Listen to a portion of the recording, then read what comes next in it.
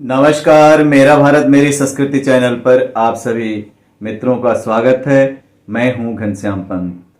आज एक नए विषय को जानने के लिए मैं अपने मित्र श्री दिनेश जी के घर पर गया हूं और आज उनसे कुछ नए विषय के बारे में जानकारी लूँगा, क्योंकि दीपावली समाप्त होने के बाद अब छठ पर्व का त्यौहार आ रहा है। तो इसी विषय में आज दिनेश जी से जानकारी लेंगे। दिनेश जी, मेरा भारत मेरी संस्कृति चैनल पर आपका बहुत बहुत स्वागत है और मैं आपसे ये अनुरोध करूंगा कि जो हमारा यह छठ पर्व आ रहा है, जैसा कि आज मंगलवार है तो बहुत ही नज़दीकी है, तो आप इसके बारे में ज़रा जानकारी दीजिए कि आप इस विषय में जो भी जानते हैं सनातन संस्कृति के बारे में, वो आप हमें जानकारी दीजिए। सबसे पहले तो आपके चैनल के माध्यम से सभी क्षेत्रवासियों को, सभी देशवासियों को छठ महापर्व की हार्दिक शुभकामना, बधाई। छठ महापर्व 4 दिवसीय प्रोग्राम वर्ष में 2 बार होता है, चैत्र मास और कार्तिक मास में। इस समय कार्तिक मास में होने वाला छठ महापर्व का शुभारंभ आज से हो चुका है, जिसे हम नहाय खा कहते हैं। आज व्रतधारी महिला पुरुष जो भी होते हैं स्नान ध्यान करके शुद्ध भोजन लेते हैं एक बार, और उसके बाद उपवास रखते हैं और छठी मैया के नाम का गुणगान, छठी मैया का मंगल गीत गान उनके घरों में, उनके परिवार में शुरू हो जाता है। जैसा कि आज आपने कहा कि नहाय खाए, तो नहाय खाए के दिन भी उपवास होता है? एक समय भोजन करते हैं, उसके बाद जो है उपवास रखते हैं। अब कल जिसे हम खरना कहते हैं जी, खरना के दिन जो है व्रतधारी महिला पुरुष सुबह से ही स्नान ध्यान करके कुछ भी ग्रहण नहीं करते हैं और छठी मैया के नाम का गुणगान करते हैं, और शाम के समय आम की लकड़ी से मिट्टी के बने हुए चूल्हे पर साठी के चावल का खीर बनता है, जिसको प्रसाद के रूप में ग्रहण करते हैं।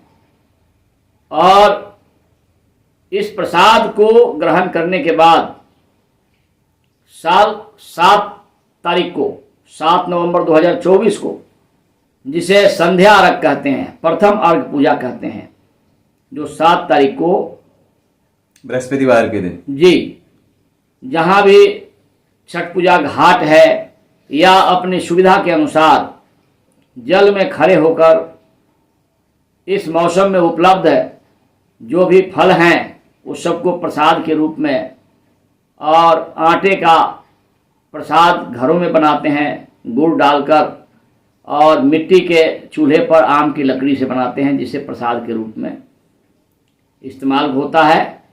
उस सब को लेकर भगवान सूर्य को अर्घ दिया जाएगा। रात्रि के समय, शाम के समय, सायंकालीन अर्घ कहते हैं, संध्याकालीन अर्घ कहते हैं। उसके बाद पूरी रात मंगल गीत से हर घर परिवार जो है शोभित होता है, और छठी मैया के नाम का गुणगान, उनका ध्यान करके सभी जो भी व्रतधारी महिला पुरुष हैं इस काम को करते हैं और मंगल गीत करते हैं। जो ये छठी मैया हैं, ये कौन सी देवी हैं? देखिए, देवी भागवत पुराण में ये वर्णन है, और इस माता के अनेकों नाम हैं, अनेकों रूप हैं, और पार्वती, शिव पार्वती के परिवार से ही हैं, और इनकी श्रद्धा से जिसने भी पूजा किया, जिसने भी इनका ध्यान किया, ऐसा हमारे धर्म ग्रंथों में वर्णित है कि उनकी सारी मनोकामना पूरी हुई है। उनके जीवन का कोई कष्ट है उससे भी उन्हें मुक्ति मिली है, समाधान मिली है। जैसा कि हमने सुना है कि जैसे नवरात्रियां आती हैं तो नवरात्रि में जो छठी माता होती है, छठे दिन के नवरात्रि की जो माता होती है वो कात्यायनी देवी होती हैं। तो ऐसा ही माना जाता है कि जो आप छठ पूजा पे देवी जी की पूजा करते हैं वो कात्यायनी ही देवी हैं। जी, सही कहा आपने। और हमारे जो पूर्वजों ने सनातन संस्कृति को, सनातन धर्म को इस तरह से हम सबको जो है विधिवत बताने का प्रयास किया है, उसके लिए समझाने का प्रयास किया है कि आज हम छठ महापर्व का त्यौहार इतने हर्षोल्लास के साथ, इतने विधि विधान के साथ पूरे देश में मनाते हैं। तो छठी मैया को बताते हैं कि भगवान सूर्य की वो बहन है। जी, तो इसीलिए भगवान सूर्य की पूजा भी साथ में होती है। हाँ जी, ठीक कहा आपने। भगवान सूर्य की पूजा साथ में होती है और सूर्य भगवान को अर्घ दिया जाता है। जैसे इस साल 8 नवंबर 2024 को जो है अर्घ पूजा होगी, अंतिम अर्घ पूजा, जो प्रातःकालीन अर्घ कहते हैं, जो 8 नवंबर 2024 को शुक्रवार के दिन जी प्रातःकाल 4 बजे से जल में खड़े होकर व्रतधारी महिला पुरुष खड़े होंगे और भगवान सूर्य के उगने की प्रतीक्षा करेंगे और पूर्ण सूर्योदय होने के बाद व्रत का समापन होता है और फिर व्रतधारी महिला पुरुष प्रसाद ग्रहण करते हैं। इससे पहले वो खरना के बाद मतलब 6 नवंबर 2024 के बाद 8 नवंबर को पूर्ण सूर्योदय होने के बाद ही भोजन ग्रहण करेंगे, प्रसाद ग्रहण करेंगे, जल ग्रहण करेंगे, निर्जला व्रत रहेगा। जी, बहुत ही उत्तम व्रत है, बहुत ही मनन करने योग्य है, अनुकरणीय है, लेकिन साथ में थोड़ा कष्ट तो होता ही है क्योंकि तपस्या है, तपस्या में कष्ट तो होता ही है। तो तपस्या करने से सुंदर फल की प्राप्ति भी होती है। इसीलिए कहा जाता है कि छठ मैया की पूजा करने से मनोकामना पूर्ण होती है। तो आप किस विषय में जो भी आपने सुना हो, देखा हो, परखा हो, उसकी जानकारी दीजिए। जैसा कि महिलाएं व्रत रखती हैं और ऐसा माना गया है, ऐसा हमारे धर्म ग्रंथों में वर्णित है कि ऐसे अनेकों प्रमाण हैं कि पुत्र प्राप्ति की इच्छा से जिन व्रतधारियों ने भगवान सूर्य देवता का, छठी मैया का ध्यान करके पूरी श्रद्धा और लगन से व्रत किया है, उनकी इच्छा पूरी हुई है और उनके घर में भी संतान की प्राप्ति हुई है और उनके घर में भी खुशियां आई है छठी मैया की कृपा से। तो इसका मतलब है कि छठी मैया की पूजा विशेष रूप से प्रभावी है और हम सबको मिल करके छठी मैया का पूजन मन, श्रद्धा, भाव और विश्वास के साथ करना चाहिए। जी, बहुत सही कहा आपने।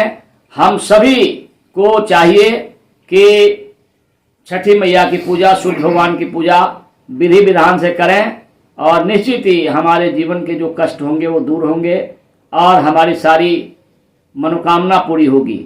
और हम सबके लिए एक सौभाग्य की बात है, अपने नगर में मोटेश्वर महादेव मंदिर के निकट छठ पूजा घाट है, जहां वर्ष में 2 बार छठ महापर्व का आयोजन होता है, चैत्र मास और कार्तिक मास में।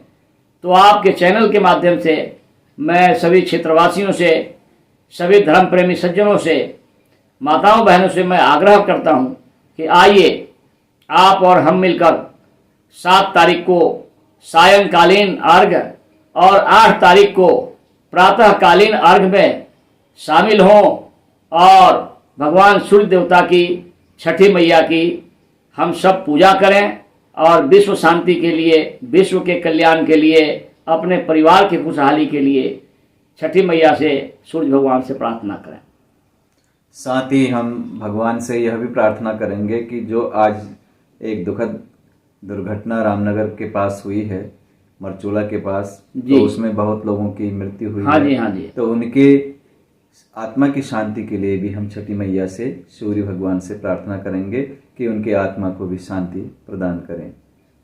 तो यह अवसर हमें भगवान दे रहे हैं, तो उनके लिए भी हम अगर थोड़ा सा छठी मैया से और भगवान सूर्य देवता से शांति के लिए यदि प्रार्थना करेंगे तो वह पूजा भी, वह भी प्रयास भी हमारा सफल होगा और उन आत्माओं को शांति भगवान प्रदान करेंगे। जी, इस विषय में आप क्या सोचते हैं?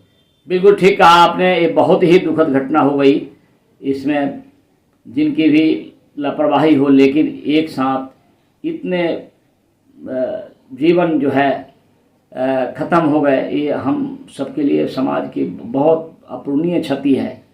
तो छठी मैया से मैं भी अपने तरफ से अब प्रार्थना करूंगा कि हे मैया, उस परिवार के ऊपर अपनी ऐसी कृपा करें कि इस दुख को वो सहन करें और उस आत्मा को जो है, जो अचानक इस हादसा में उनकी जीवन लीला समाप्त हो गई है, उन्हें जो है शांति मिले। बहुत बहुत धन्यवाद आपका। आपने उन आत्माओं के लिए भी सोचा है और भगवान से प्रार्थना भी करेंगे। हम भी चैनल के माध्यम से और छठी मैया से, भगवान से रोज़ ही प्रार्थना करते हैं कि सर्वे भवन्तु सुखिनः, सर्वे सन्तु निरामया, सर्वे भद्राणि पश्यन्तु, माँ कश्चित् दुःख भाग् भवेत्। हम रोज़ भगवान से यही प्रार्थना करते हैं कि संसार के सारे लोग सुखी रहें, कोई घर दुखी ना रहे, और बाकी सब तो अपने अपने कर्मों पर निर्भर है। जिसके जैसे कर्म होंगे उसको वैसा ही फल भगवान देते हैं। इसलिए चैनल के माध्यम से तथा इस छठ पर्व के उपलक्ष्य में भी हम सभी लोगों से यही कहेंगे कि अपने सनातन संस्कृति को अपनाएं। अपनी संस्कृति जो है, अपनी संस्कृति से ही यदि हम उसे अपनाते हैं तो हम आगे बढ़ सकते हैं। यदि हम अपनी संस्कृति को छोड़ेंगे तो हम आगे कितना भी विकास कर लें, आपने देखा ही होगा कि अत्यधिक विकास विनाश का कारण बन जाता है। इसलिए हमें अपनी संस्कृति के अनुसार चलना है, अनुशासन के अनुसार चलना है, श्रद्धा, भाव और विश्वास के साथ चलना है, तभी हम प्रगति कर पाएंगे या एक अनुशासनशील जीवन हम व्यतीत कर पाएंगे। आप दिनेश जी इस बारे में क्या सोचते हैं? आपने बिल्कुल सही कहा कि हमें स्वयं को अनुशासन में रखना होगा, तभी हमारा जीवन जीने का तरीका बेहतर होगा, तभी हमारी सारी व्यवस्था ठीक होगी और तभी हमारे परिवार की, हमारे समाज की तरक्की और उन्नति होगी। तो हमें इस अवसर पे संकल्प लेना चाहिए कि हमें अपने कर्तव्यों का निर्वाह, चाहे हम जिस क्षेत्र में भी हों, व्यापार के क्षेत्र में हों, कृषि के क्षेत्र में हों या नौकरी कर रहे हों, हम अपने कर्तव्यों का निर्वाह लगन और ईमानदारी से करें। जब हम ऐसा सोचकर काम करेंगे, चाहे जहाँ भी काम कर रहे होंगे, उस काम में हमारी तरक्की उन्नति तो होगी ही, समाज की भी होगी, देश की भी होगी। बहुत बहुत धन्यवाद। चैनल के माध्यम से मैं अपने साथ के सभी दर्शकों से भी यह अनुरोध करूंगा कि छठ मैया की पूजा जब होती है, यदि आप सबको समय हो तो आप छठ मैया की पूजा देखने के लिए आएँ और पधारें तथा माँ का आशीर्वाद ग्रहण करें तथा प्रातःकालीन सूर्य देवता का आशीर्वाद ग्रहण करने के लिए भी जरूर पधारें। आज के लिए इतना ही। यदि आप इस चैनल से पहली बार जुड़ रहे हैं तो इसे सब्सक्राइब करें, विषय पसंद आए तो इसे लाइक करें और अपने साथ के लोगों के साथ शेयर जरूर करें। आप सब खुश रहें, सुखी रहें, स्वस्थ रहें, मस्त रहें। दिनेश जी, आपका बहुत बहुत आभार। नमस्कार।